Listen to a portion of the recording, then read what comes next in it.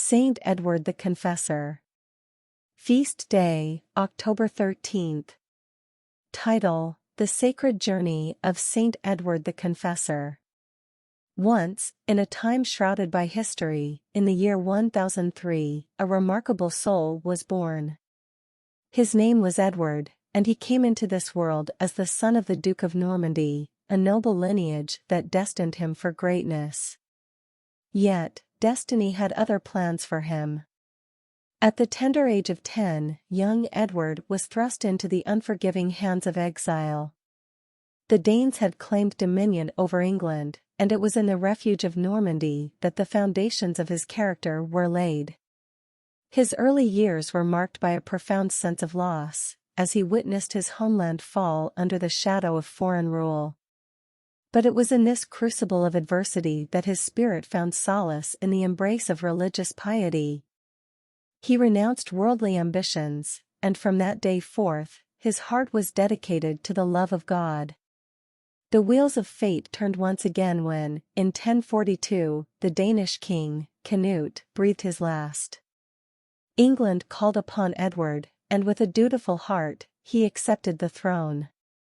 His reign was marked not by the hunger for power, but by a saintly bearing that endeared him to his subjects.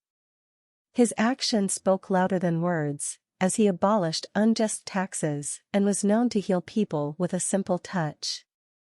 However, Edward was a man bound by solemn vows. He had sworn an oath of chastity, a commitment to God that weighed heavily on his heart. Yet, for the sake of his kingdom, he accepted the bonds of marriage, albeit with a unique understanding. He and his queen lived as brother and sister, their love transcending the physical, their union dedicated to a higher purpose. But fate is a relentless force, and it demanded a sacrifice. Edward had vowed to embark on a sacred pilgrimage to the tomb of St. Peter, a journey of profound spiritual significance. Yet, to fulfill this promise would leave his subjects vulnerable to attacks. In this dilemma, the Pope, with a compassionate heart, commuted his vow. Instead of the pilgrimage, Edward was tasked with the noble mission of rebuilding St. Peter's Abbey in Westminster. The king, with unwavering determination, poured his soul into this divine undertaking. The grand edifice rose as a testament to his dedication, and a week after its consecration, Edward himself was laid to rest within its hallowed walls. On January 5, 1066, Saint Edward the Confessor left this mortal world.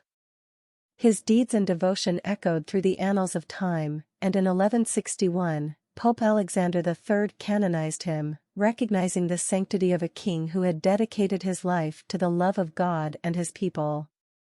The story of Saint Edward the Confessor is a tale of faith, sacrifice, and unwavering duty. It's a reminder that even those born into privilege can choose the path of humility and service, leaving a legacy that shines as a beacon of hope through the ages.